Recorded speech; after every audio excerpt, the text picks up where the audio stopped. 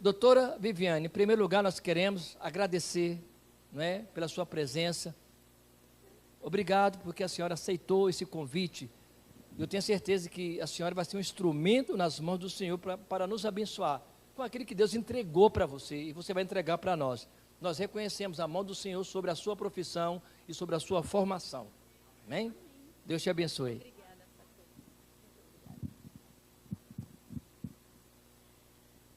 Boa noite. Vou falar um pouco sobre a minha caminhada enquanto psicóloga. Atualmente, eu estou além dessa parte de saúde mental, sou psicodramatista de formação, sou também terapeuta ABA, estava aí falando da próxima palestra, achei super importante falar também sobre o autismo. E tenho uma longa enquanto psicóloga. Quero agradecer pelo convite, mais que especial, né? Pastor Eudes, praticamente irmãos, né? Irmãos aí de vida, não teria como não aceitar. Falar um pouco sobre o Setembro Amarelo é de extrema importância. Falar sobre saúde mental, falar sobre a parte do psique. Né? Como mesmo o pastor Lúcio disse, a gente aceita quem tem um problema cardíaco, ele tem diabetes, não pode comer isso, não pode tomar um refrigerante. Então, a gente tem esse convívio com outros tipos de problemas e de doenças físicas. Mas, quando a gente trata da doença da mente, temos algumas dificuldades para tratar, para tocar no assunto, para assumir a dificuldade. Então, hoje, nós vamos falar sobre as dificuldades das emoções, da doença da alma, né, do nosso enfraquecimento, porque nós somos corpo, alma, espírito, físico, e se um deles está adoecido, todos os outros são adoecidos.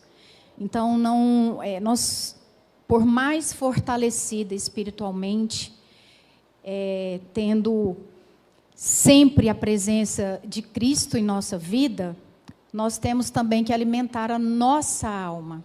É praticar realmente o que a gente estuda na Bíblia, é praticar a saúde mental, porque a gente cuida, vou numa academia, vou fazer uma caminhada, mas e a minha mente? É a minha saúde?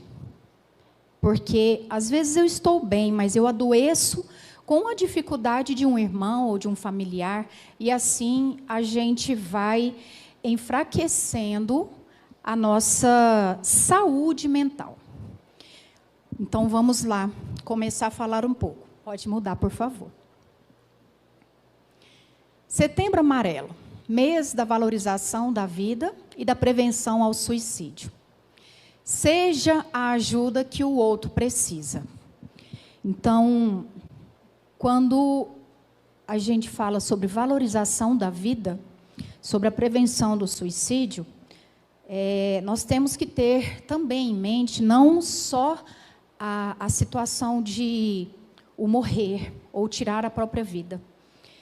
Nós, muitas vezes, temos algum irmão, algum familiar, algum colega de trabalho que está adoecido, e o morrer, gente, se a gente está enfraquecido, até mesmo na nossa religião, a gente não está vivo, a gente não está aqui vivenciando a nossa história, a nossa vida, nós não estamos praticando a nossa vida. Então, não necessariamente precisa ser ao ponto de tirar a própria vida, mas estar vivendo sofrido, doente, a gente também não está tendo vida. Então, agora nós vamos falar um pouco. Pode mudar, por favor? No meio evangélico, fala-se bastante sobre saúde emocional, para se referir a questões como feridas e traumas emocionais, de relacionamentos, de problemas de saúde, que podem ser tratados com aconselhamentos e acompanhamento pastoral num primeiro momento. Então, isso é muito normal falar, procurar um aconselhamento, procurar uma ajuda na igreja, um acompanhamento pastoral, né? Então, essa é a realidade na igreja, a nossa busca na igreja. Falar sobre saúde mental, pode mudar. Nós vamos falar o quê?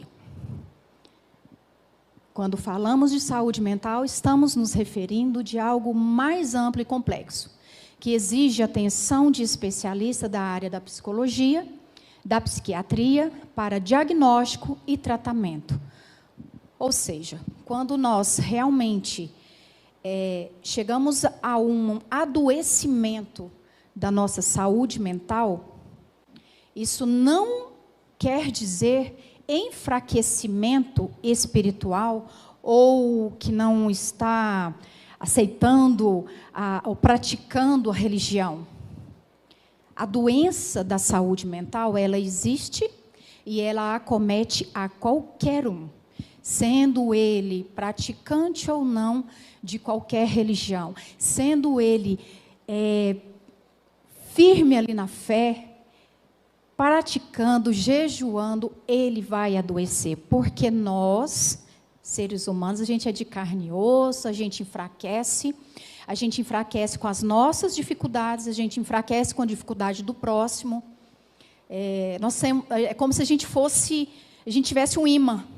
Eu estou muito bem, mas às vezes alguém fala assim, nossa, eu estou passando por isso, e eu pego ali o sofrimento do próximo para mim.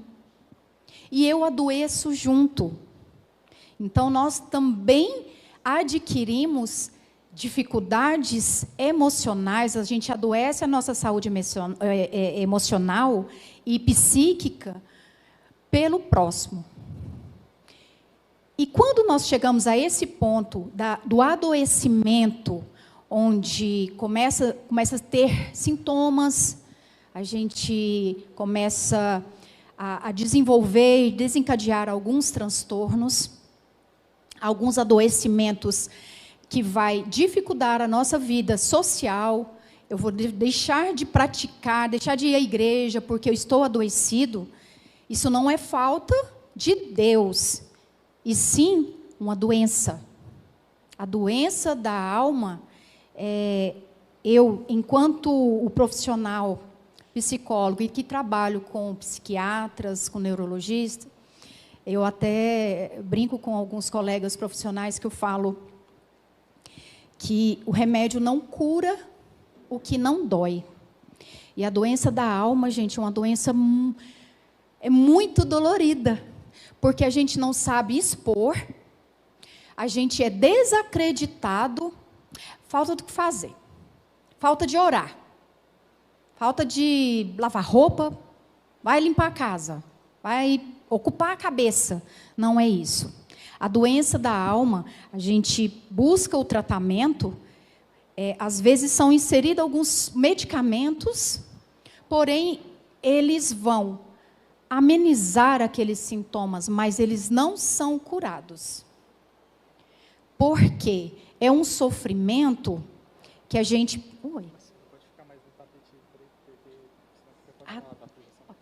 Então, quando a gente precisa de um tratamento com remédio, ele pediu para eu vir mais para cá, com remédio, tratamento com o profissional, a gente tem que ter muito cuidado com as dependências. Muitas pessoas já devem ter ouvido falar assim, já viciou nesse remédio. Esse remédio aí não está nem fazendo efeito. Por quê? A doença da alma, do emocional, a doença psíquica, ela tem que ser assumida que ela existe. A gente tem que assumir que está enfraquecido psiquicamente. Porque quando nós temos um problema do coração, às vezes a gente senta, cansa, ai, está com batedeira, eu tenho uma diabetes, não posso comer, ou dá uma fraqueza, tenho uma epilepsia, eu tenho que tomar um remédio, que eu posso ter uma crise. Mas quem tem uma ansiedade, quem tem uma depressão, quem tem um transtorno psiquiátrico, muitas vezes nós temos pessoas aos nossos convívios, na igreja, no trabalho, às vezes até na família, a gente sequer imagina que faz o uso de um remédio controlado e que está ali. Você fala, nossa, mas você tem isso? E a gente ainda usa essa expressão, você tem isso? Depressão? Ah, mas você não está indo na igreja?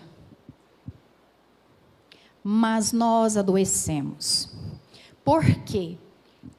É justamente por não saber como que eu vou falar que eu tenho esse problema, que eu tenho um choro sem uma explicação, que eu não dou conta de subir aqui no palco para falar alguma coisa, ou falar em grupo, ou participar de algum grupo de jovem, ou ir num encontro de célula na família, porque hoje eu não dou conta, eu estou com dor de cabeça. Mas não, eu estou enfraquecida, eu estou com a doença da alma, que é o tratamento do psique que a gente fala. Então, quando nós temos essas dificuldades, ela vai além da nossa busca na igreja, no aconselhamento, na célula. Então, a gente tem que buscar um profissional, que é o psicólogo, e o psiquiatra. Pode passar, por favor. Pode mudar. Muitas comunidades de fé podem se ver perdidas diante de tão grande necessidade e desafio. Na nossa atualidade, a gente tem perdido muitas pessoas por essas doenças da alma.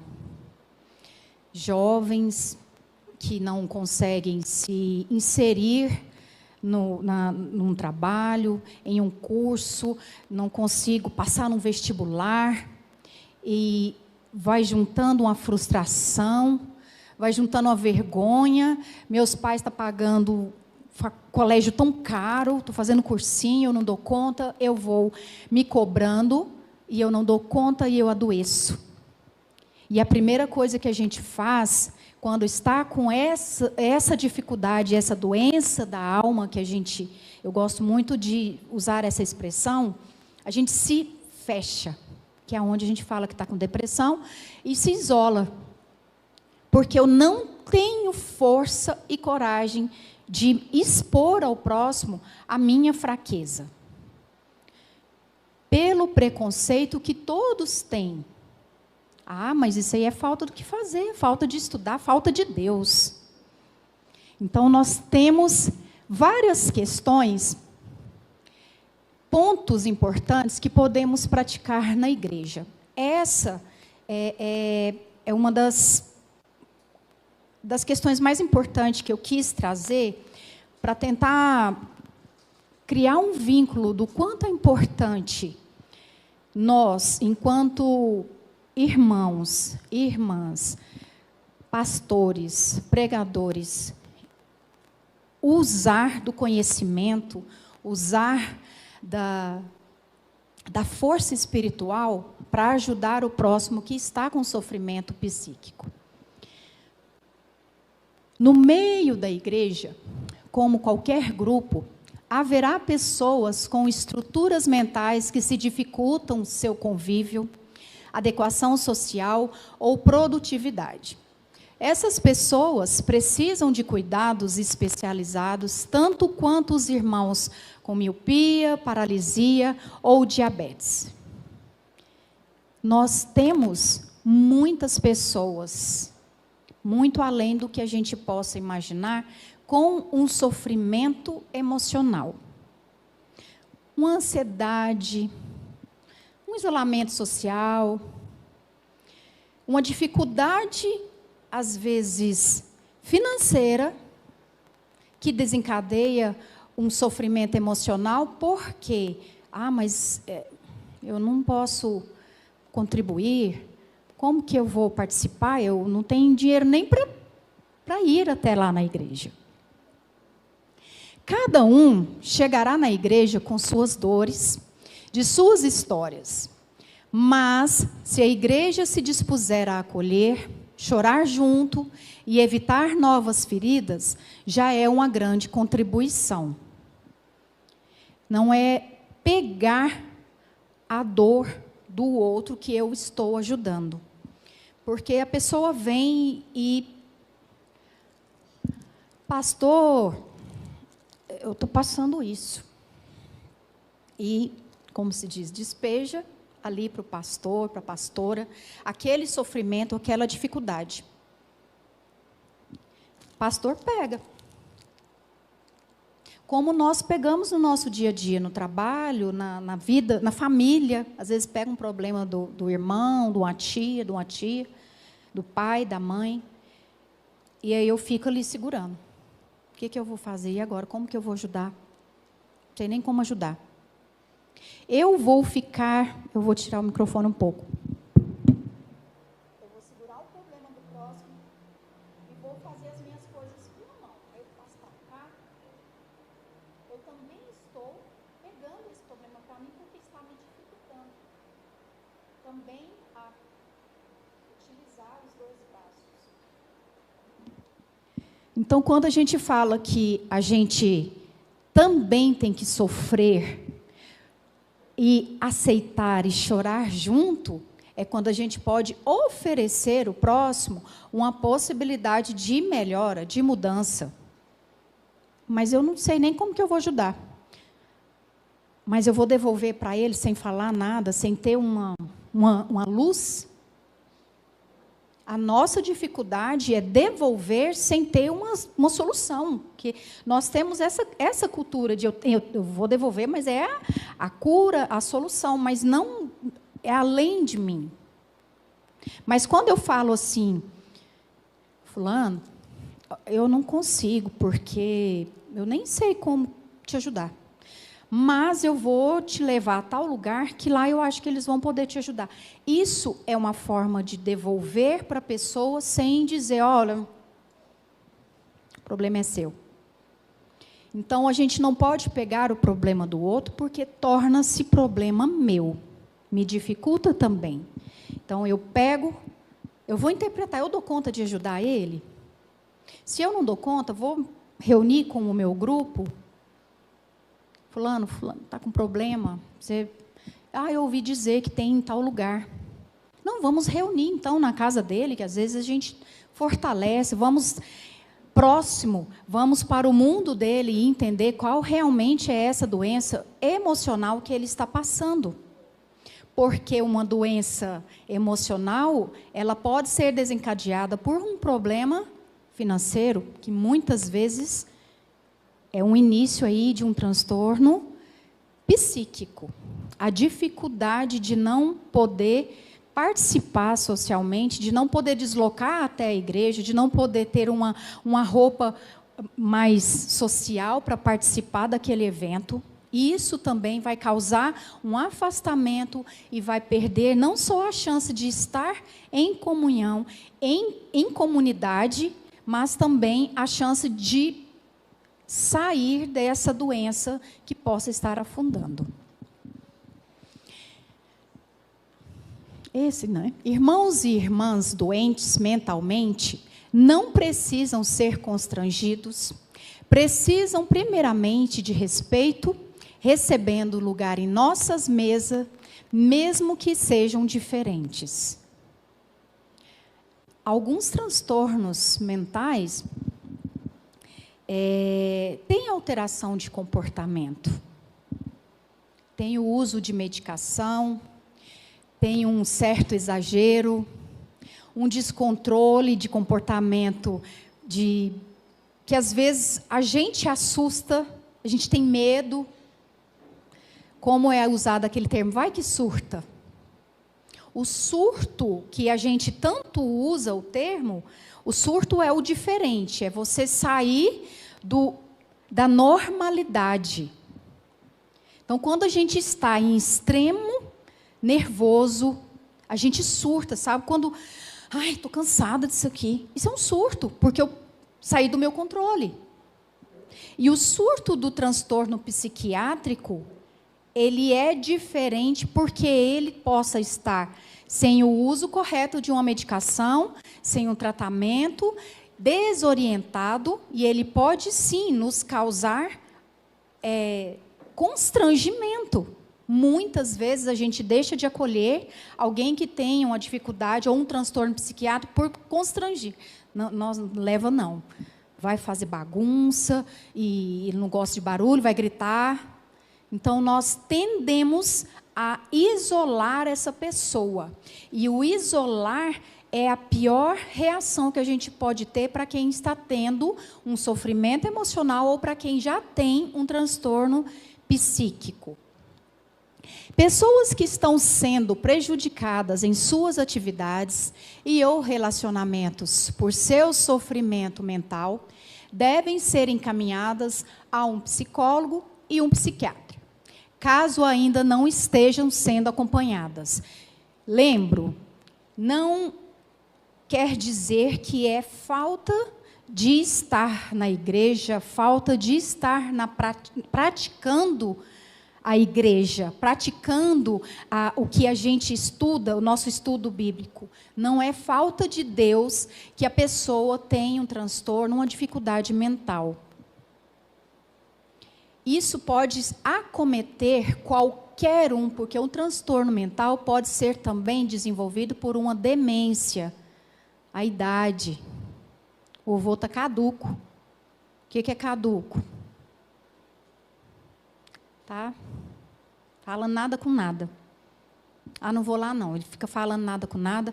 A gente tende a isolar esse vovô caduco, que fica repetindo as palavras. Ah, nossa, não aguento. Mas sabe lá se a gente vai tornar também a vovó caduca, lá na frente. Então, façamos agora, porque a gente não sabe o amanhã. Qual a nossa necessidade, o quanto é difícil estar em uma condição de sofrimento mental. Pastores e líderes não devem fazer vista grossa ao bullying entre suas crianças e jovens. Intervenha em todas as cenas, mostrando às vítimas que você está vendo e que se importa. Um assunto de extrema importância para ser sempre abordado. O bullying, ele não é só em criança, jovem. A gente sofre bullying em adulto. E ele dói. Ele incomoda mesmo. A gente não pode ver como uma piada, como antigamente a gente via com a piada, apelido.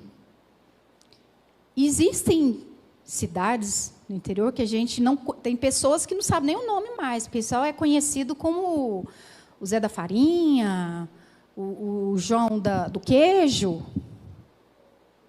Será que o João do Queijo gosta de ser chamado João do Queijo? Eu não assino queijo.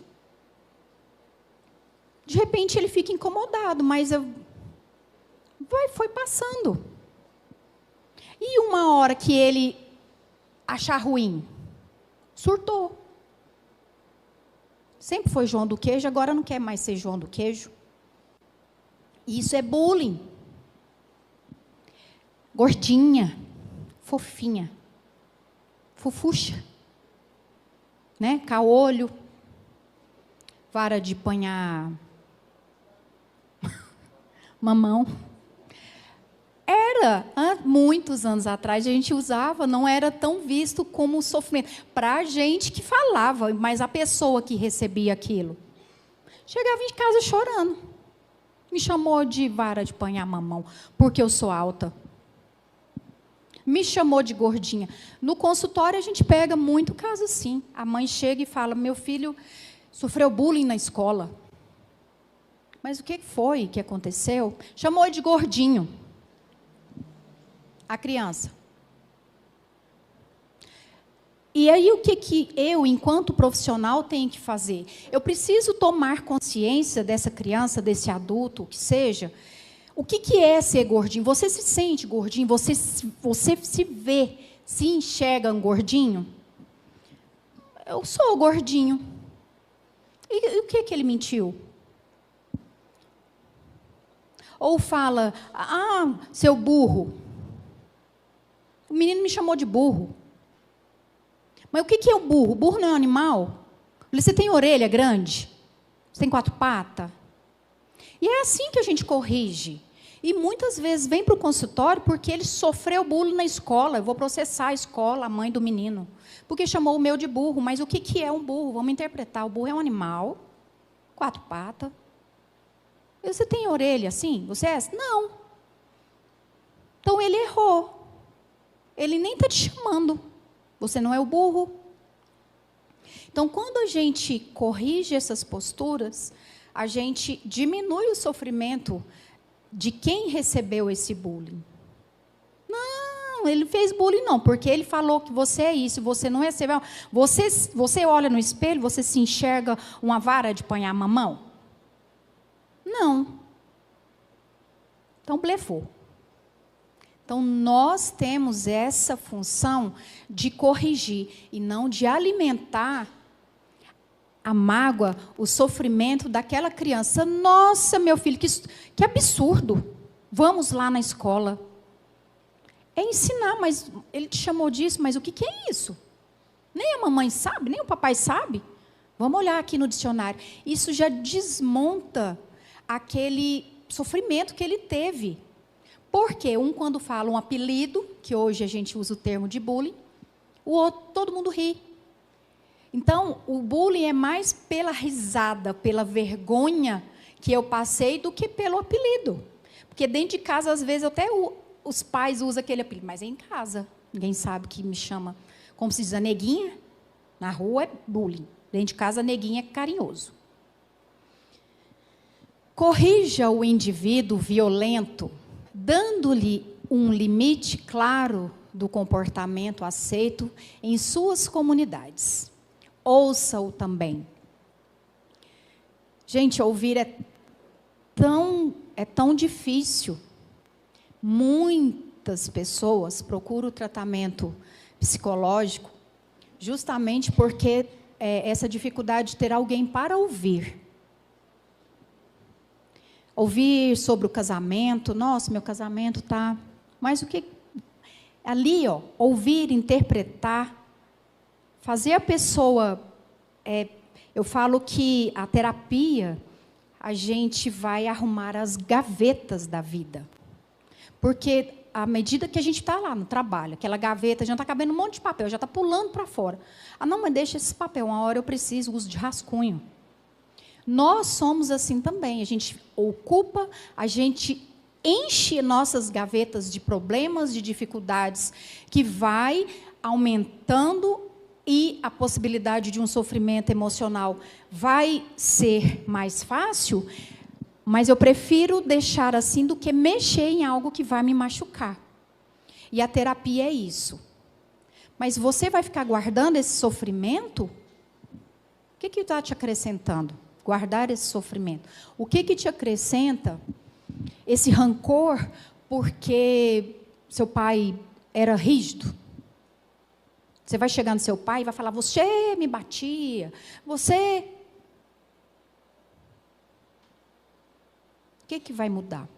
Te tornou uma pessoa pior por ter levado uma chinelada? E é importante a gente, então, entender, não aceitar, mas entender que, às vezes, a pessoa tem algumas posturas porque ela tem essa vivência dentro de casa. Nós somos reflexos, gente. A gente aprende a fazer lá o arroz do jeito que a mãe ensinou ou a avó, conforme com quem foi criado. E a gente fica naquele ritual do mesmo jeito. Põe arroz de molho, frito alho, esquentou água, aí põe, pode mexer não. Vai colocar a roupa para secar, aqui é as calcinhas, aqui as meias, as jeans é de lá. Os tapetes é em cima do muro. Da onde que você... Não pode misturar, não. Minha mãe ensinou assim. Ai de mim se eu fizer. Capaz que ela vem aqui em casa e me pega. Então, nós repetimos. Então, a gente tem que entender por que o outro está daquela forma. Não é aceitar ser agressivo ou ser uma pessoa de uma conduta errada, mas é parar, ouvir aquela situação e pensar assim, o que será que essa pessoa está passando, para ela estar refletindo isso no contexto dela. A afirmativa que justifica a agressão precisa ser confrontada e substituída pela verdade do amor. Ore por ambos. Ou seja, não é repreender. Você não pode fazer isso, está errado. Está pecando. Por que você está fazendo isso? Está te acontecendo alguma coisa que você está refletindo isso? Eu vou escutar e eu vou dar uma oportunidade para a pessoa também interpretar por que ela está agindo daquela forma. Pode mudar. Não só uma vez, não em tom repreensivo, mas clamando ao Senhor, que o encha de seu espírito, para que ele transborde a vitória sobre o maligno, da qual o apóstolo João nos falou. Então, quando a gente é impossível a gente falar sobre qualquer tipo de problema, de doença física e doença da alma, que a gente não traga alguma explicação bíblica. Então, nossa, que palavra linda, vou colocar no meu status. Mas eu estou interpretando? Não só uma vez, não em tom repreensivo, mas clamando ao Senhor que o encha do seu espírito para que ele transborde a vitória sobre o maligno. É com paciência, porque muitas vezes a pessoa sofrida, psicológico, sofrido, ele vem à igreja, ele vem ao pastor, ao grupo de jovem, ao grupo de família, né, células, como se pudesse pegar uma balinha, passa aquela balinha, transformei, curei. Mas, às vezes, não é só uma balinha, precisa de uma caixinha de balinha. Para que ele se transborde. Então, eu também tenho que ter essa paciência para todos os dias entregar uma balinha, até que termine aquela caixinha de balinha, para que ele possa estar realmente fortalecido e curado. Pastores têm o privilégio de servirem nessa geração, contando com profissionais especializados e pessoas fiéis, que são valorosos instrumentos. Os grupos de jovens. Então, o corpo, gente, o corpo fala. Se a gente está triste, está lá assim, tudo bem? Uhum. É como quando eu pergunto, fulano, está tudo bem? Estou. Quase me convenceu. O corpo fala, a gente se fecha. A gente fecha os braços, cruza os braços. Por que quando eu estou ouvindo alguma coisa, está me incomodando? Os braços cruzados é proteção. Proteção porque aquele assunto está me incomodando, proteção porque aquele assunto mexe com algo que eu já possa ter vivenciado, ou que eu já ouvi falar, ou que eu acho triste. Então, quando a gente está assim, a gente está armado. Armado não porque eu não quero, mas porque aquilo ali é ruim. É ruim saber que alguém sofre do emocional, sofre da alma. É ruim saber que eu tenho uma pessoa próxima que sofre da alma e que, às vezes, eu penso, como é que eu vou ajudar? Eu vou lá, eu faço oração, mas parece que cada dia está pior. Então, quando a gente expressa, nosso corpo fala. A gente expressa alegria, disponibilidade, cansaço, expressão de dor. Então, o pastor, ele tem os profissionais, como nós que estamos aqui trazendo um pouco mais de conhecimento para que vocês possam replicar aí o conhecimento para fora, no trabalho, falar, nossa, pastor, a psicóloga lá falou isso, isso e isso. Você não está bem, não, porque ela falou assim, assim, você está igualzinho que ela falou. Pode dar um jeito. Então, quando a gente, qualquer lugar, gente, qualquer palestra, qualquer informativo que a gente recebe, nós somos, o que é célula? É um conjunto. A gente tem que multiplicar. Não adianta eu participar, ouvir, absorver e guardar para mim. Eu guardo para mim, porque é só meu. Eu tenho que passar para frente, eu tenho que observar o colega ou o familiar, fala assim, ela falou mesmo, e realmente não está legal, não. Esse foi o tema que eu coloquei para a palestra. Pensar e cuidar da saúde mental é fazer missão para os nossos dias sem ignorar nossos problemas. É servir fielmente em nossa geração, como fez Davi. Pensar e cuidar da saúde mental é fazer missão para os nossos dias sem ignorar nossos problemas. É pregar, é participar da célula, é do grupo de jovem, é do retiro espiritual, é da nossa reunião semanalmente, é do grupo do WhatsApp mandando uma mensagem. E sem ignorar que eu também tenho minhas dificuldades, porque eu também sou de carne e osso. O corpo padece se a gente não cuida da nossa alma. A gente vai cansando, e o corpo padece. A doença psicossomática, tudo que eu absorvo e guardo, somática, eu somo os meus sofrimentos, as minhas angústias, minhas frustrações e somo para o meu corpo. São inúmeras. A gente desenvolve problemas de articulação por somar dificuldades emocionais. Artrite, artrose, fibromialgia. A fibromialgia é a doença que eu falo que dói na ponta do dedo, que é onde encosta, tudo dói. E é uma doença que tem que tratar a mente para fortalecer da depressão, porque eu carreguei na minha mochila muitos problemas, fui carregando, não fui desocupando, aquilo foi pesando. Chegou um tempo que o meu corpo já não levanta mais. É a fibromialgia. Isso aí é frescura. Preguiça de arrumar a casa.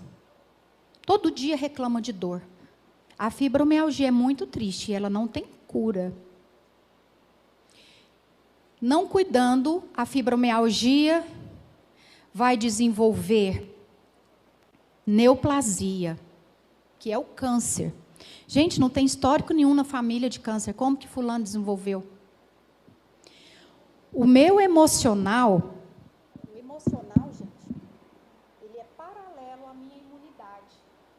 Se o meu emocional está lá embaixo, eu estou muito mal, a minha imunidade abaixa. Se eu não corrijo, minha imunidade vai ficando baixa. O que é imunidade? É a nossa proteção do nosso corpo. Imunidade baixa é como se tivesse as portas, janela, tudo aberto para qualquer doença vir e alojar no meu corpo. Se eu não cuido, eu desenvolvo, sim, um câncer.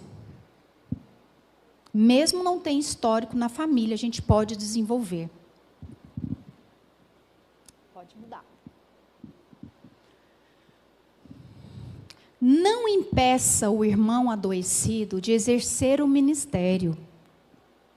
Ele precisará de ajuda, acompanhamento, oração, pastoreio, de perto, mas você também Não precisa? Façamos uma autorreflexão. Espere um pouquinho. Vamos fechar os olhos e vamos fazer a nossa reflexão sobre como que está a minha saúde mental. Eu estou nervosa, eu estou angustiada, eu estou preocupada, eu estou enfraquecida. E aí eu me sinto indisposta para, não vou na igreja hoje não, cansada. O pastor vai falar lá e hoje eu estou triste. Vai me fazer chorar, eu não quero chorar não. É vergonha chorar. É muito triste se sentir fraco, impotente. E pensar sobre a nossa saúde mental deveria ser um hábito. Deveria ser igual a gente toma banho, escova os dentes. Só que nós fazemos jejum em prol do outro irmão. Eu faço jejum em prol da minha vida? Eu faço meu momento de oração em prol do meu cuidado, da minha saúde? Isso é fazer uma autorreflexão. Nós temos uma tendência a ser tuísta, para tu. Eu faço para tu, eu ajudo tu. E o outro aprende a só receber. E quando eu preciso? Eu dou conta de pedir, o outro está olhando assim, mas o que ela está querendo? Eu não estou entendendo, ele está pedindo colo? Tem tempo não, tem que fazer a janta. Então, nós temos que ter esse hábito de parar e falar assim, eu não estou bem. Estou indo na igreja, eu oro, eu me fortaleço, eu chego em casa, parece que eu nem fui, parece que eu nem ouvi ali a palavra, que eu nem me fortaleci. Isso já são sinais de que você está além de um adoecimento da alma. Você não está absorvendo e não está conseguindo manter essa força espiritual. Sem a minha força espiritual, o meu corpo padece. Ok. Não andem ansiosos por causa nenhuma, mas em tudo, pela oração e súplicas, e com a ação de graças, apresentem seus pedidos a Deus. Às vezes a gente fala assim, nossa, todo dia eu só peço. Ai meu Deus, meu Jesus amado, meu Senhor. E todo dia eu só peço. Mas a gente tem que pedir, porque eu peço, eu recebo e eu pratico. As maiores e mais dolorosas expressões, quando a gente vem à igreja e dá um testemunho, a gente dá um testemunho de sofrimento. Muitas vezes a pessoa vem para dar um testemunho de sofrimento. Porque foi passando pelo sofrimento que eu fiz a oração, supliquei e com a ação de graça eu recebi a força, eu recebi aquela, como se diz, me levantou. Então, a gente passa pelas resiliências, mas a gente tem que saber que não é só pedir, mas é pedir e receber. É como eu falo, está orando, mas está orando de coração aberto, está praticando a oração que você está fazendo? Porque é muito fácil falar, eu frequento. Eu sou firme lá na igreja, mas eu não pratico, eu não recebo ali, porque eu tenho dificuldade, eu estou adoecida. Pode mudar. E a paz de Deus, que excede todo o entendimento, guardará o coração e a mente de vocês em Cristo Jesus. Quando a gente está em sofrimento emocional, quando a gente está com a dor da alma, a gente faz até uma crítica assim. A gente olha, oh meu Deus, o que eu fiz? Por que eu estou passando por isso? Né? Discutindo ali. E ele vem mostrando. E eu reclamo. Certa vez eu ouvi de uma colega de trabalho, ela passando por muitas dificuldades, e ela falou: sabotaram minha colheita. Eu achei... Então, eu nunca tinha escutado aquela expressão. Aí, como se diz que a língua não guarda, eu virei e falei assim: ninguém sabota a colheita, a gente planta, a gente colhe. Se eu estou passando por dificuldade, volta lá às páginas da nossa história. Em que momento que talvez, não nitidamente, eu pratiquei alguma coisa errada e que eu recebi algo difícil? Né? Que a gente não planta jiló e vai colher tomate. Então, muito cuidado. Fazer por você, fazer por próximo, para que ninguém sabote a colheita de ninguém. Para que quando vier uma colheita tão difícil... Pois é, meu Deus, agora você me dê força, porque eu não sabia que ia colher isso. Eu quero agradecer pela oportunidade e estar aqui disponível para qualquer apoio, ajuda, orientação, que sim, façamos as perguntas, o que eu puder responder, e posteriormente nós vamos fazer uma reflexão através do vídeo, tá? Depois a gente passa o vídeo. Tá ok. Então, eu vou passar o microfone aqui. Se você não quiser falar no microfone, quiser escrever, mandar também lá no meu WhatsApp, no WhatsApp do Obreiro Eudes, você pode nos enviar, ou eu chego o microfone para você. Viviane, eu queria fazer uma pergunta. Doutora Viviane, como, assim, a gente saber que uma pessoa, assim, está com depressão, para a gente poder estar ajudando ela?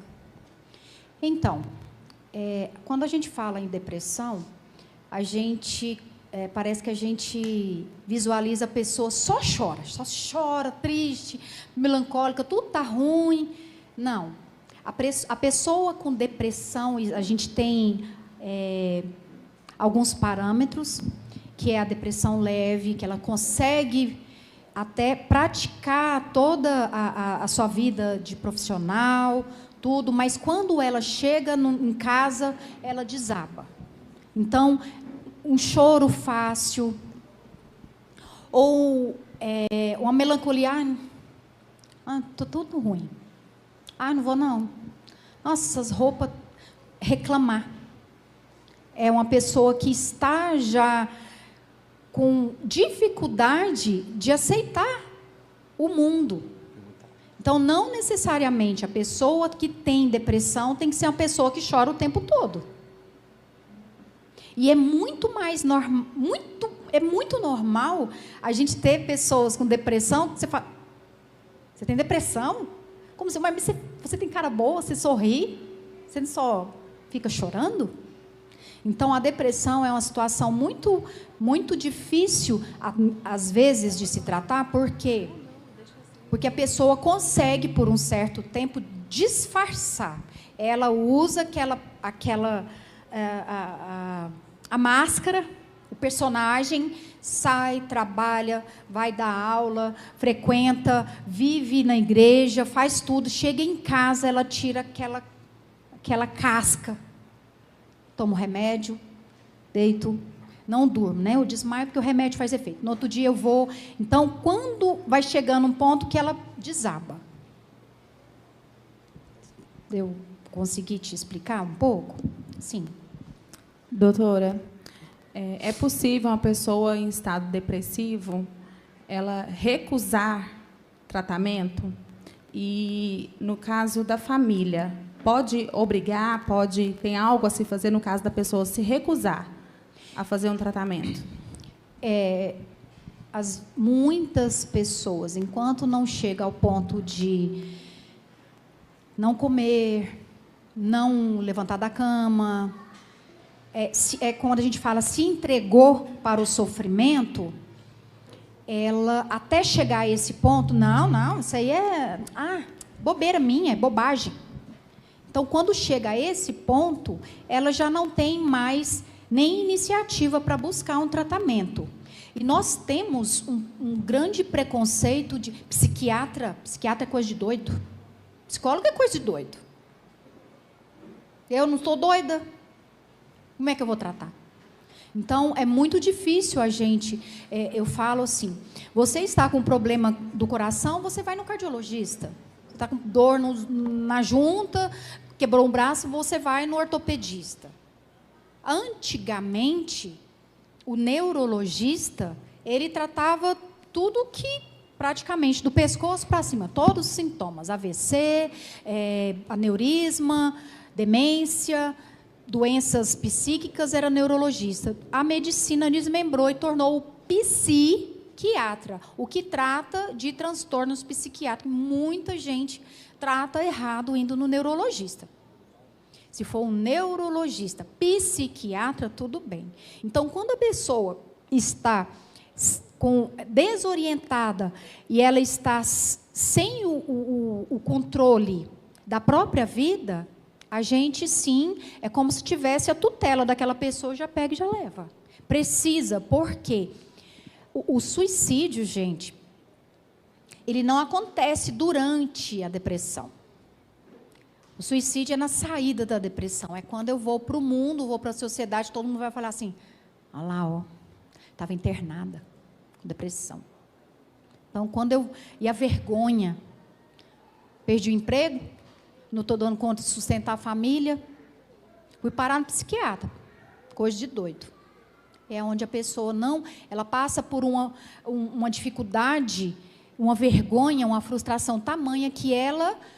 enfraquecida, porque a pessoa que tenta com a própria vida, não é que ela seja forte, ela está tão enfraquecida que o pouco de força que ela tem, ela tenta contra a própria vida e, às vezes, até consegue tirar a própria vida. Então, num caso que a pessoa não tem mais condições de responder por ela, enquanto família, a gente leva, sim, para o tratamento.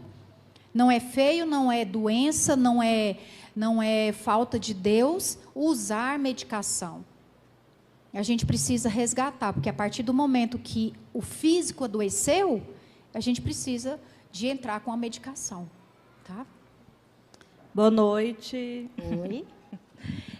A depressão, ela é uma porta de entrada, ela é o princípio de outras doenças, ela pode desencadear outras doenças psíquicas, vamos supor, da depressão e para uma síndrome do pânico não tratada. E outra dúvida que eu tenho, a depressão diagnosticada tem cura? Depois que você diagnosticou, eu tenho depressão, fiz tratamento, melhorei, tem cura? Ou você sempre tem que ficar ali, aquela pessoa sempre tem que estar ali com ajuda ou terapia ou medicamentosa, ou não? Depois do tratamento, pode ser que não volte mais? A depressão,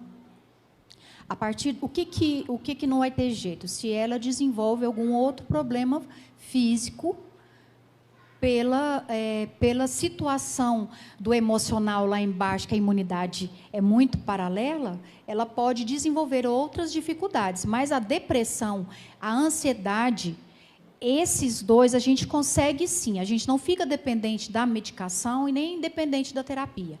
Mas eu preciso aceitar o tratamento.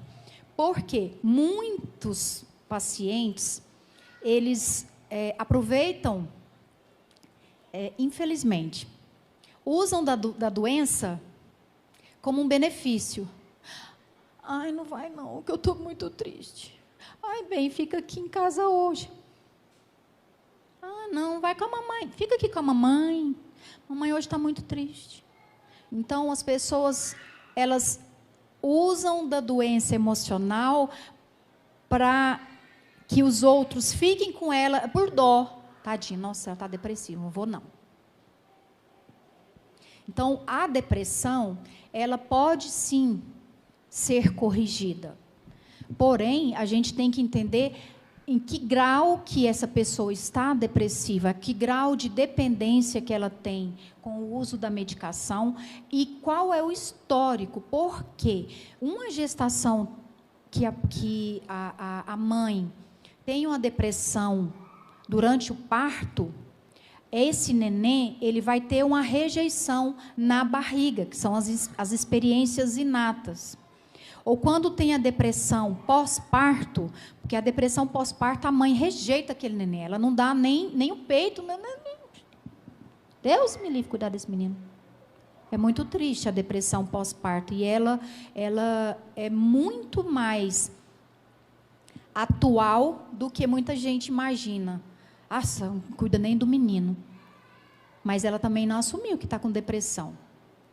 Eu não dou conta de dar banho no neném pequenininho. Mas o menino é seu, como que você não dá conta de dar banho? Não. A própria mãe não assume que está com um sentimento de depressão, de sofrimento, que eu não consigo cuidar de mim, piorou do neném. Então, quando eu vendo uma experiência inata, ou esse nascido, e ter essa rejeição, a doença da depressão, ela já é dela. Em algum momento da vida, ela vai explodir. Então, geralmente, a grande explosão das doenças psíquicas é na fase de adolescência para adulto. Por quê? Aí vem as dificuldades da vida, as frustrações que vai somando, e aquela tristezinha que já está ali guardada, só esperando a portinha aberta. Então, esse tipo de depressão, que já é uma história de vida, que, de vez em quando, ela é muito chorona. É melancólica, tudo reclama. Mas já é um pontinho. Aí, sim, essa é uma pessoa que vai estar...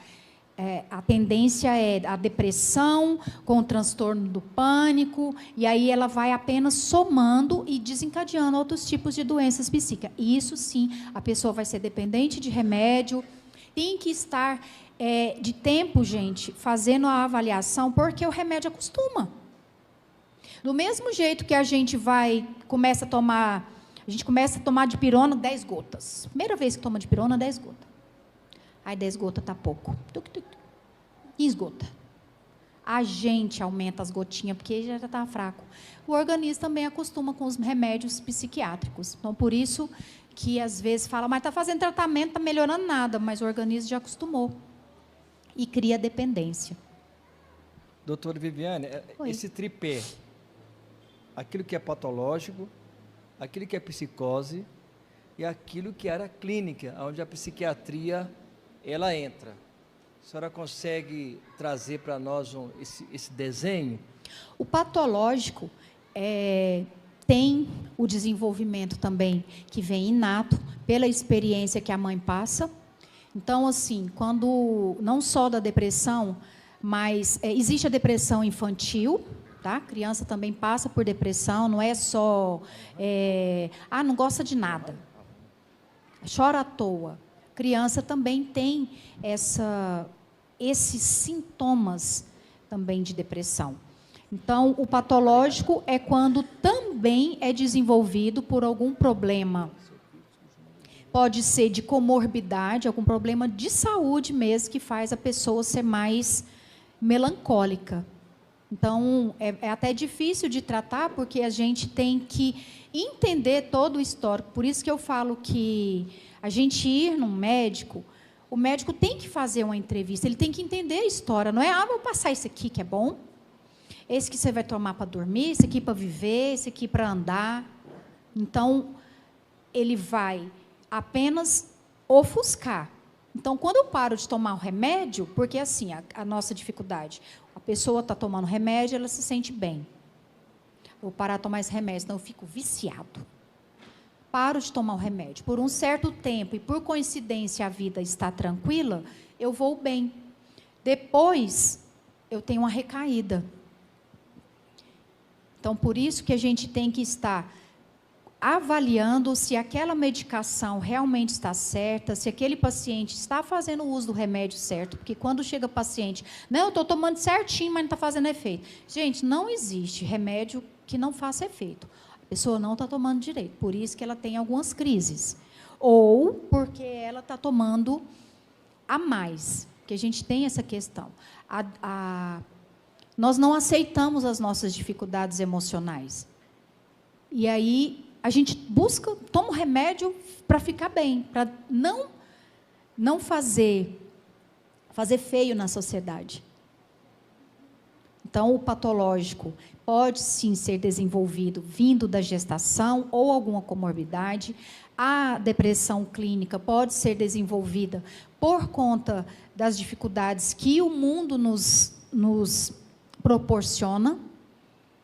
Dificuldade num vestibular, dificuldade de arrumar um trabalho, de cuidar das minhas coisas, da minha família, e também a dependência do remédio para que eu sempre esteja bem. Essa necessidade de mostrar que, não, eu sou ótima. Então, existe sim várias situações que a gente não pode generalizar, que depressão é isso, depressão sempre chora. A pessoa tem depressão, porém, em episódios, que não necessariamente precisa estar fazendo uso de alguma medicação. Mas eu preciso aceitar que eu tenho e que eu preciso corrigir. Mais alguém? Oi? Doutora, eu tenho 2 dúvidas. Sim. A primeira, como que se explica uma pessoa que estava com depressão, abalada emocionalmente, e se cura sem a ajuda de pessoas, sem a ajuda profissional e sem a ajuda de remédios? Como isso acontece? Primeiro que tem que entender que se realmente era uma depressão ou se era um sentimento de entristecimento. Entristecida. Melancólica, acostumou a reclamar. Ou eu venho de uma criação que... minha mãe sempre reclamou. É normal reclamar. Entendi. Então, não necessariamente seja uma depressão. Depressão é uma doença. Deprimido é uma situação. Me deixou deprimida aquele assunto. Sim. Uma segunda dúvida. Quando eu presencio alguém tendo alguma crise, ou depressiva, ou de ansiedade, ou de pânico, como que eu, ali, naquele momento da crise, consigo ajudar a pessoa? O que eu tenho que fazer? A pessoa que tem uma crise de ansiedade, são vários sintomas que a gente soma para dizer que é uma ansiedade. Então, a gente, primeiro, acolher. Tentar colocar ela numa postura que ela consiga respirar, porque esse respirar, aquela história, conta até 10, esse respirar ajuda a oxigenar o cérebro e ajuda a gente a voltar à nossa realidade. Então, acolhe e fala, calma, está tudo bem, tem alguém aqui com você? Se for alguma pessoa que você não tem o convívio, ou se quer que chama sua mãe, quando é alguém conhecida. Então, o primeiro passo não é falar assim, calma, cadê seu remédio? Né? Calma, o que você está sentindo? Tentar fazer com que a pessoa desvie aquela situação de sofrimento e tentar te expressar o que ela precisa. Tá? Doutora, a senhora disse aí, dentro desse material, que a igreja ela precisa estar preparada para receber esse tipo de pessoas, como a Ohana acabou de expressar aqui para nós. Pois bem, quando se trata da igreja, a primeira referência que tem é o personagem do pastor. Não é? Mas, na verdade, a igreja em si, ela é composta, além do pastor, toda a comunidade, todos os membros. Contudo, eu penso que é um momento muito especial para nós, como igreja, de buscar essa nova mentalidade. Né? Eu penso que cada membro precisa estar equipado com essa ferramenta, porque nós lidamos com gente, nós lidamos com pessoas. E a pergunta da Ohana é exatamente isso: como que nós lidamos, né? Como líder de célula, como discipulador, como membro, né? Como cristão, como que eu posso cooperar? quais são as ferramentas que eu posso usar para abençoar alguém, não é? Talvez para trazer um alívio na alma que a pessoa está sufocada. Então, esse é o momento. Muito boa pergunta da Ohana, nesse sentido, porque abre esse leque aqui para nós, que a própria doutora falou aqui para nós. Vou passar aqui para a Adriana Assis. Doutora Viviane, é interessante a Rona falar, porque nós já tivemos um caso aqui, né, de uma jovem que deu uma crise e parecia uma crise epilética. Só que a gente percebeu, não lembro quem estava mais perto, não estou lembrando agora quem estava junto comigo. Só que eu percebi que ela não tinha aquela questão do... E eu falei, não é epilética, né? Mas ela estava com todos os sintomas de repuxado e tal. Fiz todo... Porque já fiz os primeiros socorros, aquele atendimento, né, de tirar, pôr a coisinha para cá, virar de lado, tudo. Mas logo eu percebi que era realmente uma crise de ansiedade. A gente foi até no pronto-socorro, chamou uma ambulância, e os bombeiros realmente, chegando lá, o bombeiro falou, e também, quando chegamos no pronto-socorro lá, foi realmente falado que era ansiedade, né? Agora, a questão que eu queria colocar é possível a gente conseguir identificar e separar quando a pessoa está tendo... É possível a gente ver a diferença de uma crise de ansiedade, que era o caso dela, uma crise de depressão e uma crise de pânico? Então, quando é muito próximo a depressão junto com a ansiedade, que é o pânico. O pânico é um medo extremo de qualquer coisa. Então, eu tenho medo de me expor, de assumir as minhas dificuldades. E o nosso cérebro, ele realmente faz um bloqueio. Quando a gente... Sabe quando você passa um susto, o tremer, né, as pernas, assim, que você segura e as pernas estão tremendo? Então, o nosso cérebro realmente perde o controle. Então, a pessoa, ela realmente tem um desmaio por crise de ansiedade, que não é um desmaio por epilepsia ou um desmaio de problema neurológico. O retorno é muito rápido e ele vem muito seguido de choro. Então, a pessoa que dá uma crise de epilepsia, ela não tem noção da crise, né? A primeira coisa que a gente faz é espalhar tudo, porque ela pode se debater e ter cuidado para não morder a língua ou enrolar e faltar oxigenação. Então, a pessoa, ela cai, aí é o acolher. Você segura e aí vem o choro. Aí a gente entende que realmente é um sofrimento psíquico e não um problema físico. Então, ela vem muito seguido do choro. E na saúde mental, a gente até usa um termo que a gente fala, piti. Que é o que a gente fala, está dando piti. Porque dá aquele mal-estar, porque eu assumir ou eu escutar alguma coisa que mexeu muito com o meu contexto interno, eu posso cair, porque o cérebro trava. E aí, quando a gente acolhe a pessoa fulana, e ela abre o olho e ela começa a chorar, aí a gente já sabe que é uma crise mesmo psíquica.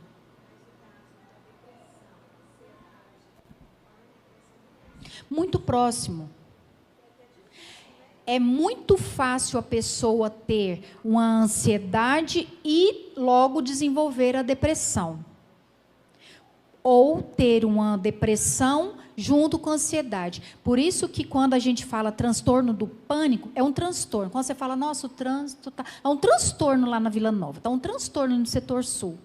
É uma bagunça, é uma mistura de tristeza, de dificuldade, com eu quero sair não aguento mais ficar sentindo assim, que é a ansiedade, é querer, é desejar. Então, o pânico, ele é a soma da depressão com a ansiedade, só que muito mais acentuado e necessita da medicação para o controle, porque a pessoa trava mesmo. Doutora Viviane, existe testes para isso, para você identificar algum tipo de exames? A gente sabe que exames para essa área é meio complicado. A gente faz avaliação neuropsicológica mais para entender a dificuldade de comportamento e de desenvolvimento, não tem nenhum exame neurológico que fale, isso aqui é depressão. Do mesmo jeito que não existe exame que comprove Alzheimer. Existe exame de problemas físicos, uma isquemia que pode apresentar alguma demência, mas exame de imagem que vai dar certeza que ela tem isso ou tem aquilo, não. O exame é clínico, é a avaliação e é a entrevista, que é a anamnese que a gente faz. Por isso que muita gente, às vezes, vai no psiquiatra, doutor, eu não estou... Senhora da batedeira? Seca a boca, fica sem saliva? Sim. Aí ele vai jogando um monte de sintoma e a pessoa está ali. Sim, isso. Nossa, ele sabe tudo que eu estou passando. Então, eu vou passar esse remédio. Mas eu não entendo o que está me causando esse sintoma.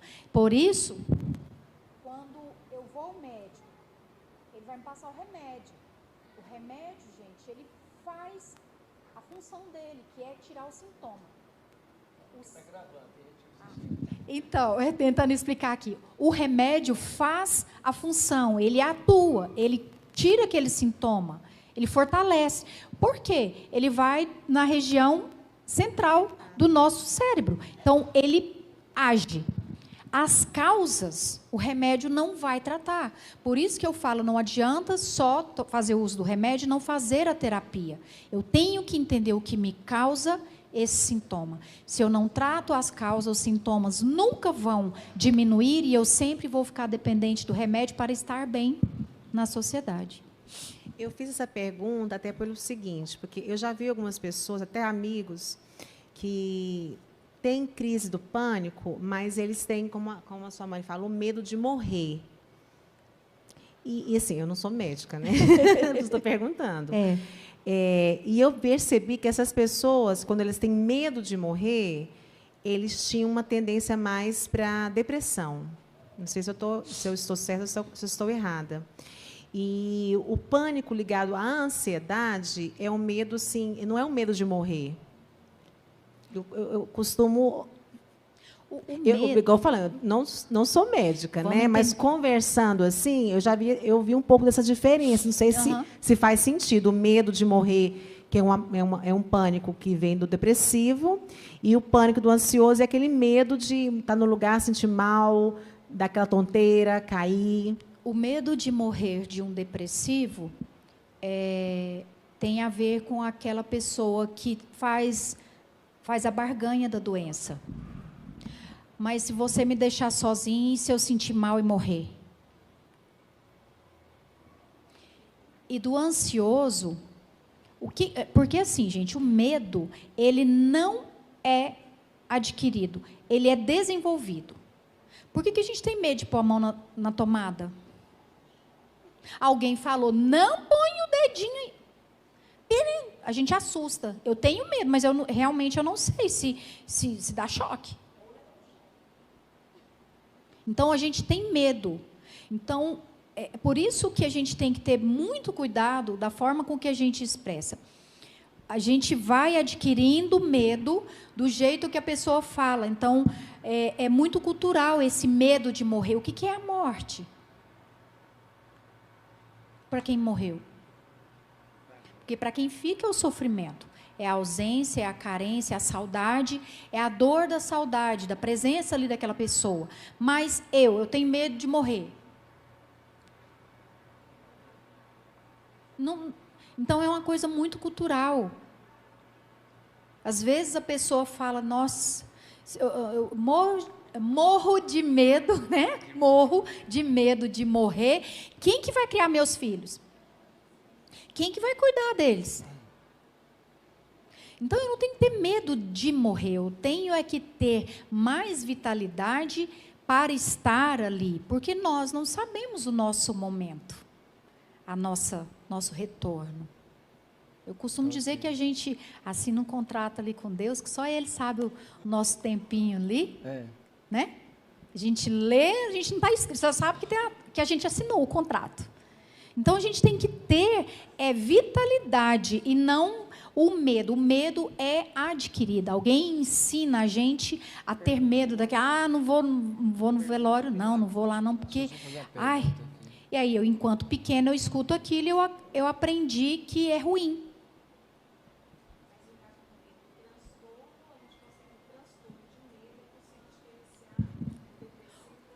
Isso.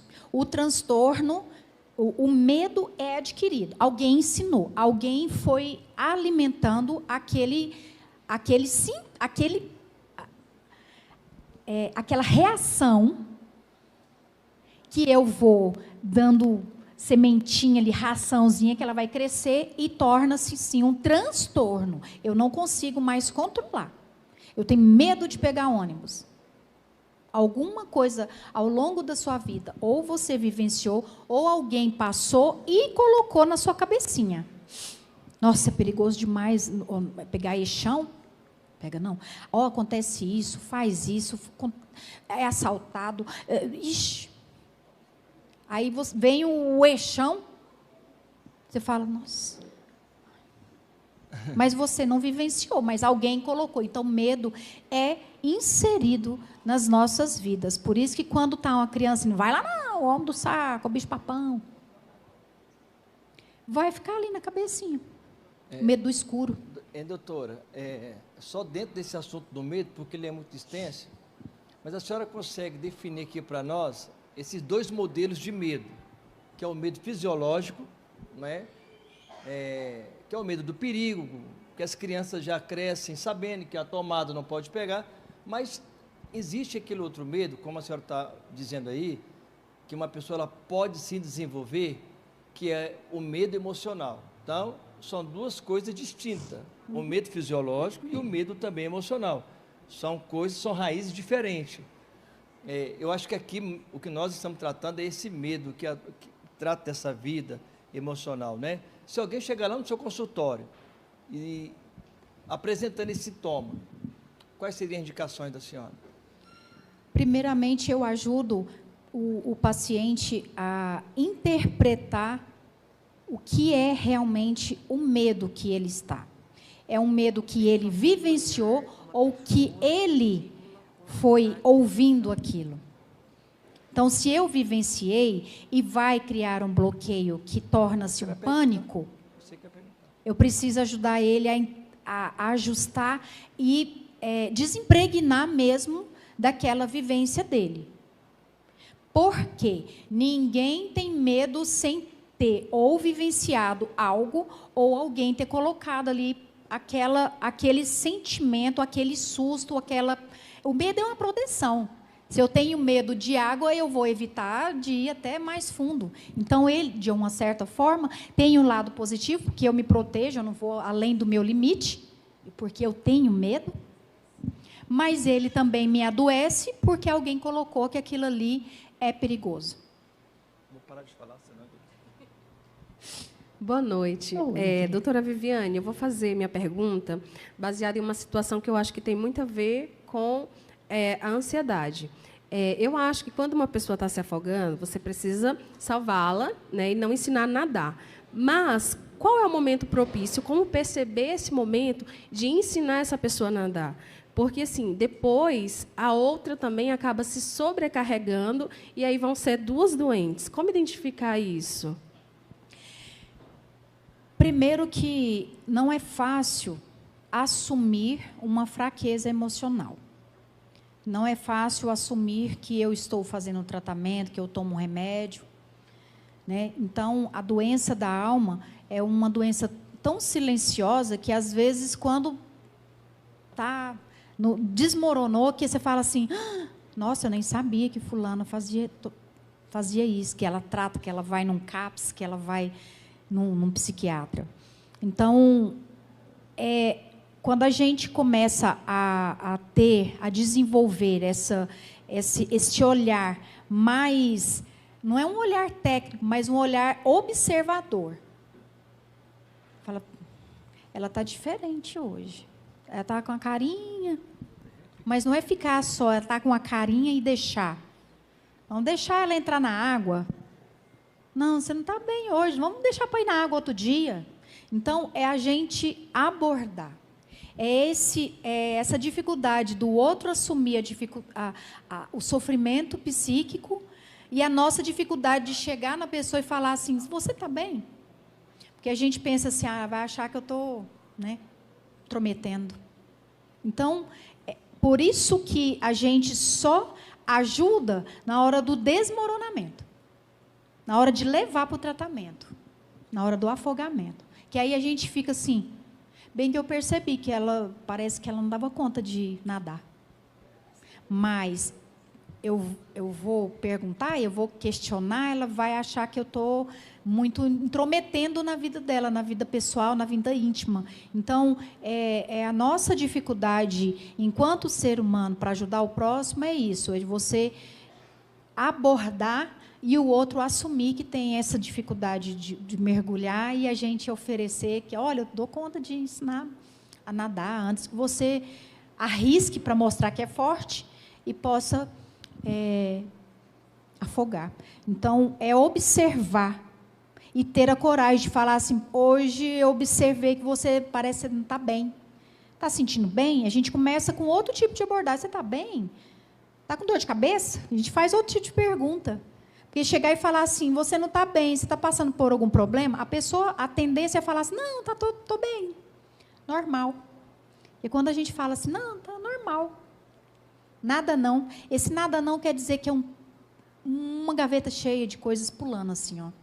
Quando alguém fala não é nada não, fica do lado dela, porque é tudo que ela tem, é muita coisa que ela tem, mas ela não dá conta de expressar, não tem força para expressar e tem a vergonha de assumir que tem uma dificuldade. Tá? Então, é o olhar observador e a coragem de abordar a pessoa de uma forma certa. Entendeu, assim, mais ou menos? Oi. Oi, meu bem.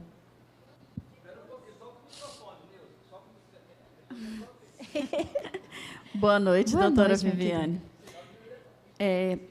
Eu queria saber o seguinte, falando de depressão, que é doenças da mente, aí, né, dentro da mente, e eu quero falar sobre os que ouvem vozes. Ambas, com certeza, são diferentes.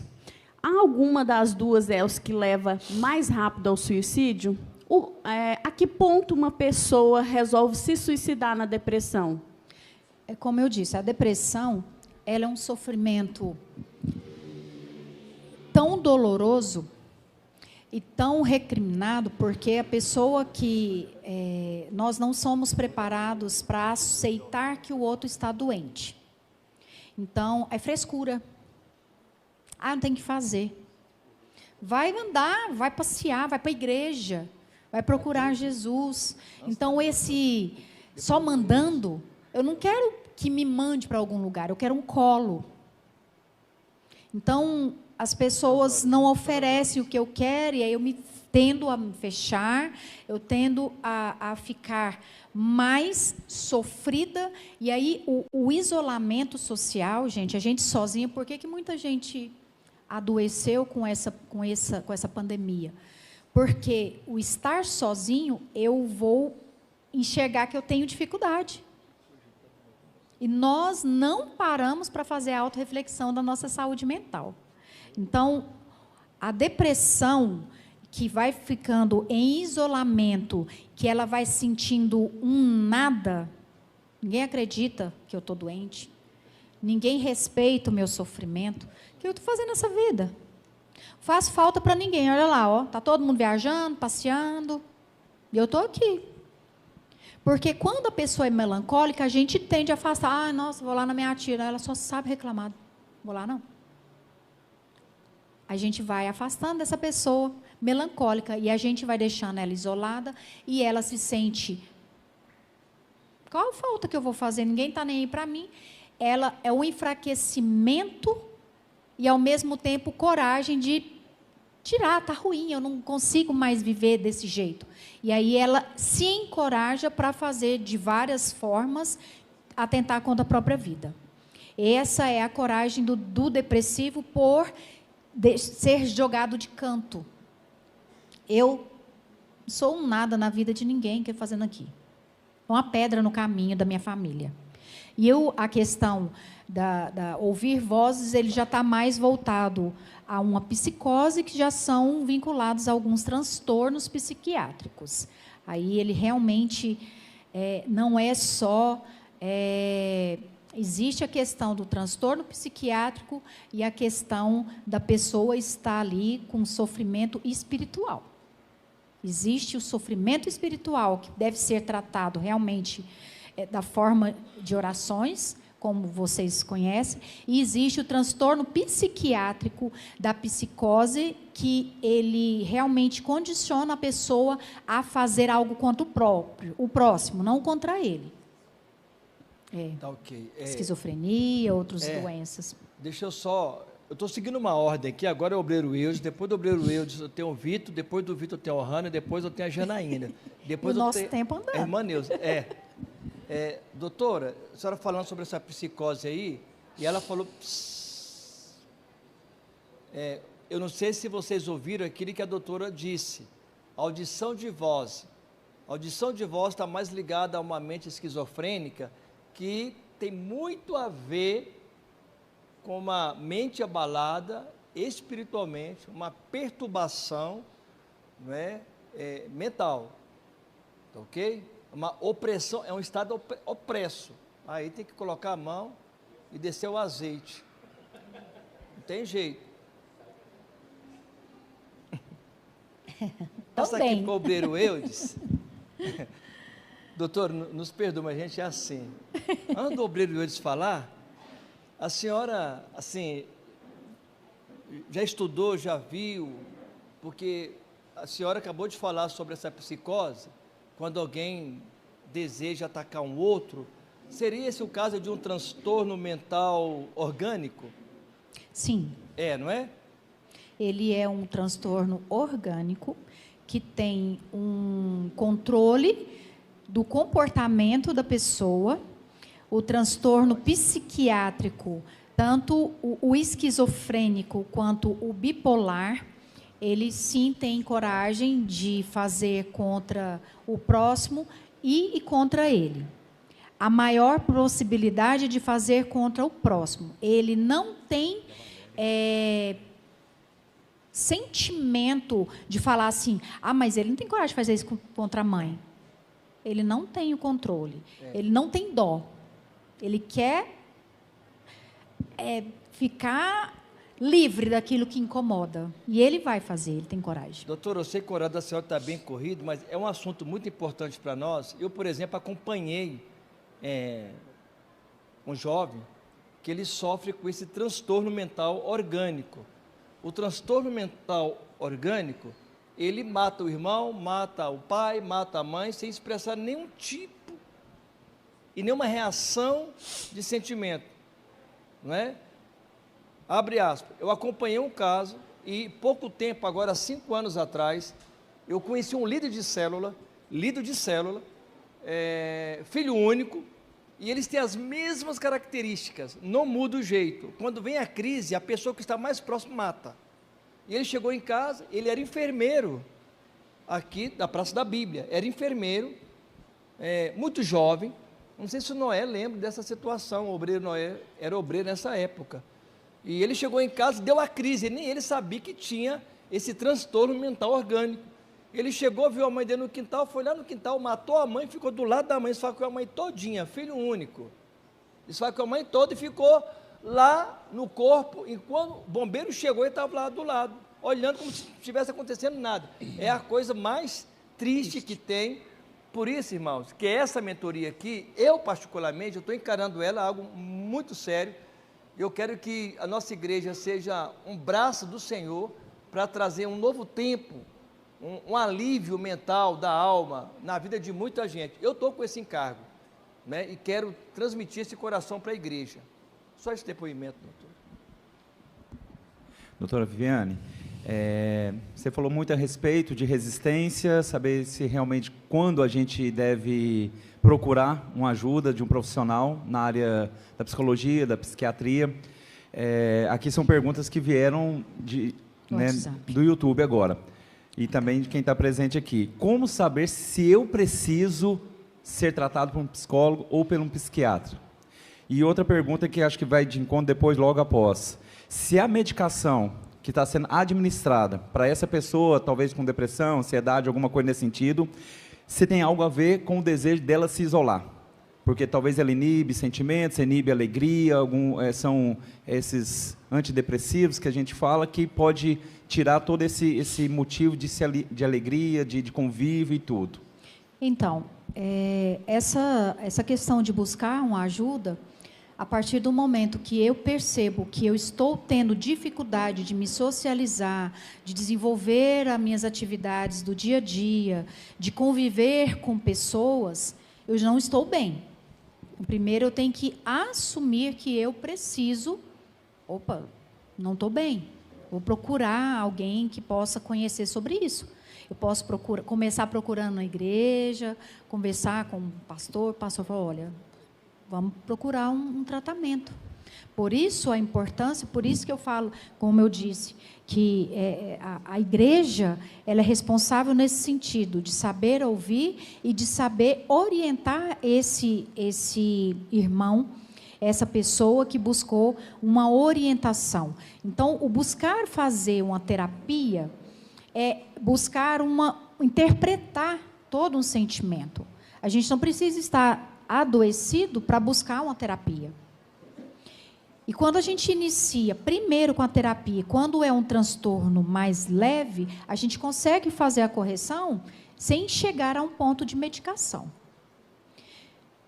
Então, não tem um sintoma que vá justificar uma terapia ou um tratamento psiquiátrico. A pessoa ela tem noção que ela está desajustada, que ela não está participando, que ela não está desenvolvendo a vida dela profissional, social, familiar. E com relação à medicação, existe um espaço no nosso cérebro que fica tanto a alegria quanto a tristeza. Então, quando eu tomo um remédio para corrigir a minha tristeza, eu diminuo minha alegria, porque está todo mundo na mesma salinha. Então, se é uma medicação que foi inserida sem uma boa avaliação, eu vou estar tratando de algo que não seria realmente o problema.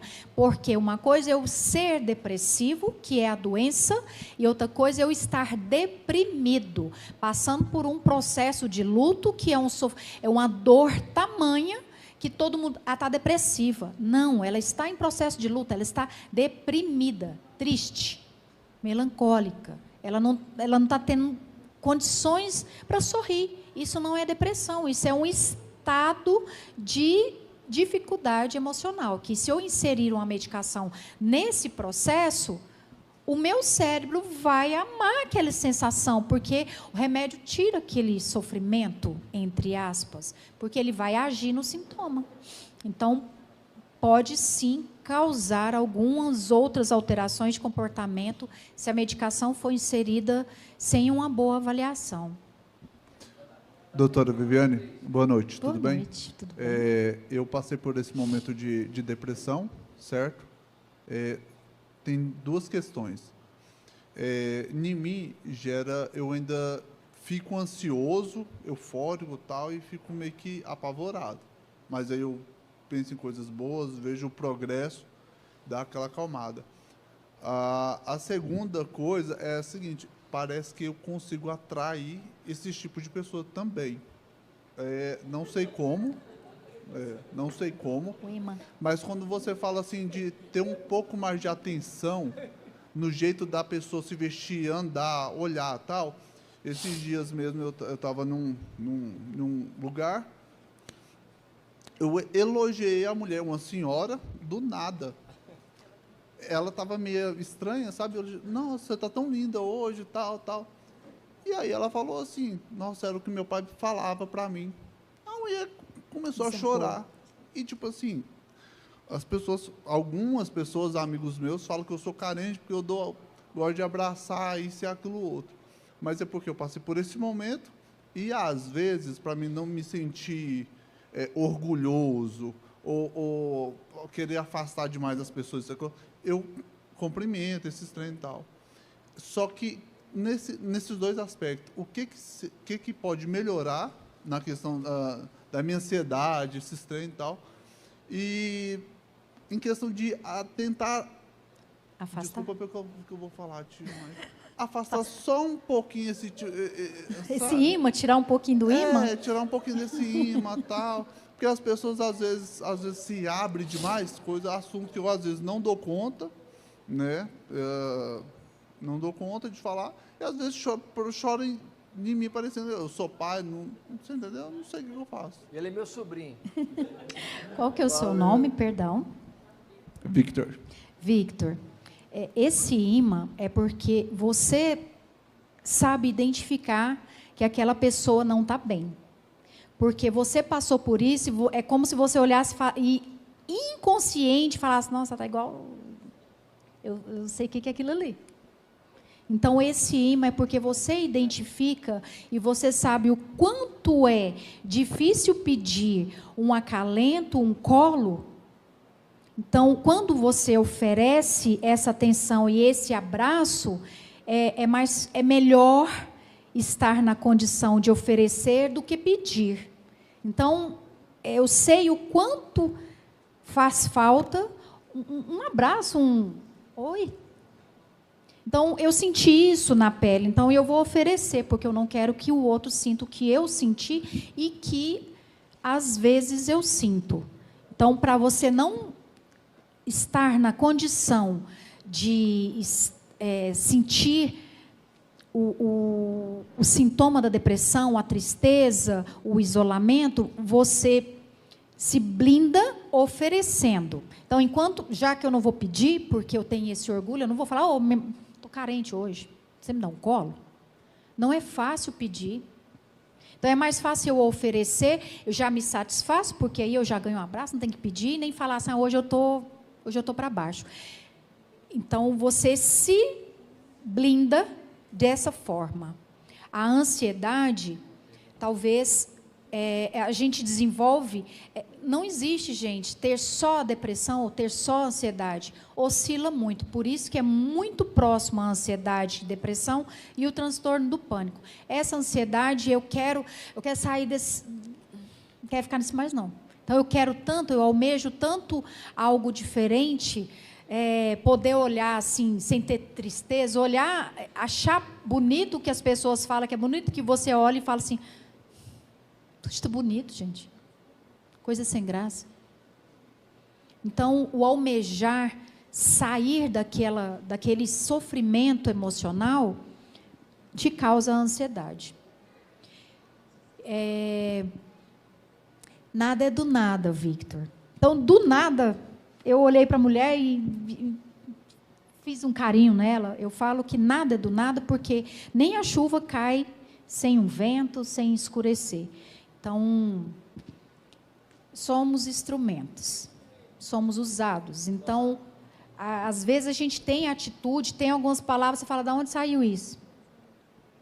Eu não estudei isso não estava no meu curso, e eu falei isso tudo para a mulher, coisas que eu gostaria de ouvir, eu falei para a mulher. Eu queria era o colo dela, ela fez foi dar o colo. Eu falei, não, tia, agora é minha vez de chorar, agora a senhora me acalenta que é a minha vez. Então, são essas situações que você tem que valorizar, não que seja um imã, mas se você atrai pessoas com um sofrimento, sinta-se especial. Porque você que passou por essa experiência, ganhar um abraço não é fácil. Porque eu, entristecido, eu fico sem graça. Ninguém chama nem para sair, o Victor está lá com aquela cara. Deixa ele lá quieto. Então, quando a gente consegue levar um sorriso, mesmo que seja de canto de boca, porque é melhor estar na qualidade de oferecer do que pedir. Então, se sinta privilegiado por ser esse imã que oferece um bem-estar para as pessoas. Não veja como uma forma, algo negativo, de trazer, de pensar assim, poxa, que bom, né, que eu ofereço, a pessoa olha para mim e pensa, que legal, que rapaz bacana, ele me fez chorar, mas eu gostei dele falar que eu tô bem. Então, isso são os presentes que Deus nos dá e que a gente não sabe interpretar. Então, seja um imã, porque você está conseguindo oferecer um sorriso ou dando oportunidade para a pessoa chorar, porque isso é tão difícil chorar. Assumir a tristeza, assumir a fraqueza. Tá? Doutora, eu recebi uma pergunta aqui no WhatsApp de uma pessoa que está assistindo a nossa transmissão. Ok. E ela pediu para eu te perguntar como devo acompanhar uma pessoa com ansiedade e depressão. Mas o sentido que ela me perguntou, que eu entendi, é como se fosse líder e discípulo. Ela, como líder, qual o conselho que a senhora daria para ela acompanhar uma discípula? Primeiramente, ela tem que entender a que nível de ansiedade. Se é uma ansiedade, eu falo de ansiedade reativa. Eu tenho uma ansiedade para fazer prova. Nossa, prova me dá ansiedade, se deixar como a ponta dos dedos. Ou se é uma ansiedade de estar doente. Então, eu tenho que procurar saber, você está fazendo tratamento, está usando remédio? É muito importante a gente ter noção que aquela pessoa faz uso de remédio. Porque se ela tem uma crise de ansiedade, possivelmente não está fazendo uso do remédio, correto? Ou não está fazendo retorno, controle no médico, e o remédio já não está mais fazendo o efeito que precisa. Então, eu tenho que procurar saber. Você está tratando? Você foi ao médico esse mês? Como é que está o remédio? É porque acabou e aí eu estou esperando receber para poder comprar. Quando o paciente passa mal, eu já falo, não está tomando remédio. Tá? Então, a gente tem que ter noção a que nível de tratamento que essa pessoa está fazendo e se realmente ela está sendo acompanhada, para que eu possa ter noção do que ela pode apresentar na minha presença. Tá bom? Doutora, boa noite. Meu nome é Janaína. No início, a senhora falou, às vezes, a gente tenta ajudar uma pessoa e absolve o problema dela. Como que a gente sabe se a gente está absolvendo o problema e o que fazer para que isso não aconteça? A gente se identifica sempre.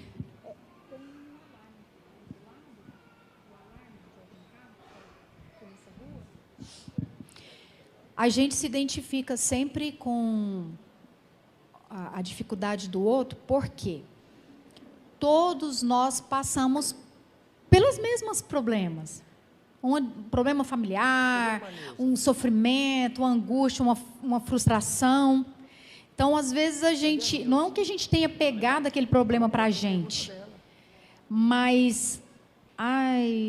parece que eu estou vivendo a mesma história. Então, como eu não dei conta de resolver a minha, eu vou juntar com a da outra. Vai que a gente dá conta junto. Ou, eu passei por isso, eu sei como que é, e aí eu vou te ajudar. Ou, eu não tenho coragem de dizer, eu não sei como que eu posso te ajudar.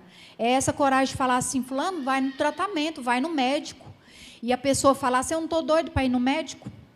Então, por isso que, às vezes, a gente pega e a gente fica segurando ali, só com o braço desocupado, porque o outro está carregando o problema do alheio. Então, a gente tem que ter essa coragem de falar assim, olha, eu não sei como te ajudar, mas se quiser, eu te acompanho. Tem uma tia que trabalha com isso, eu posso te levar lá para ela te orientar. Amém. Tá? Doutora, a última pergunta que é da irmã Neuza, e aqui nós vamos encerrar por conta do horário. Sim. Oi, irmã Neuza. Boa noite. Boa noite. Eu, após a menopausa, porque eu relacionei o problema com isso. Sim. E o problema de repente, assim, uma vez no mês, uma taquicardia seguida de medo, ou de choro, vontade de chorar. Isso precisa de remédio, tratamento, ou com o tempo isso passa? Primeiramente, a senhora tem que realmente procurar uma avaliação e uma conduta com uma ginecologista, porque mesmo que não tenha mais o ciclo, né, por conta da menopausa, mas existem os hormônios, e os hormônios alteram, que é a tal da TPM. A TPM, ela causa... Tem pessoas que na TPM, você pensa assim, está depressiva, tem que entrar com remédio. Passa a TPM e você fala assim, é bipolar, porque só chorava, agora está rindo. Eu, hein? Mas são alterações hormonais que podem ser corrigidas e que pode, sim, somar com as dificuldades que o nosso dia a dia nos oferece. Tá? Precisa verificar com a médica para avaliar que nível de alteração hormonal que pode estar te ocasionando os períodos de mal-estar emocional. É natural, né? Sim. Vou fazer 58 anos, já estou entrando em andropausa. Então, alguns sintomas vêm mesmo no corpo, né, doutora? Sim. Amém? Vamos dar uma salva de palmas para essa mulher abençoada aqui?